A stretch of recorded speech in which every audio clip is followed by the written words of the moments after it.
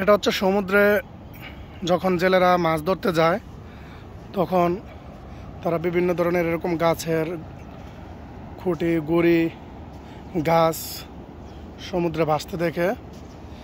এরকমই একটি জেলেদের নৌকা যখন সমুদ্রে ছিল তখন তারা এই গাছটি দেখতে পায় সমুদ্রে ভাসমান অবস্থায়, এবং তারা সেটি চলে আসার সময় এটি সাথে করে নিয়ে আসে।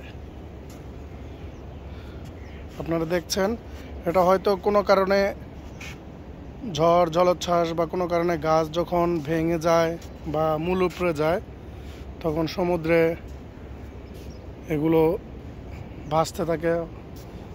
গাছটির অবস্থা থেকে যতটুকু মনে হচ্ছে যে এটা অনেক দিন আগের পুরনো গাছ এবং হয়তো সমুদ্রে কিছুদিন ভেসেছে।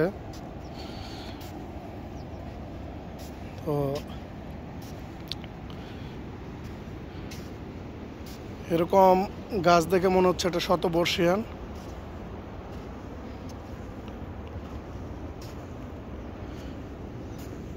জেলেরা মূলত এগুলোকে লাকড়ির জন্য নিয়ে আসে।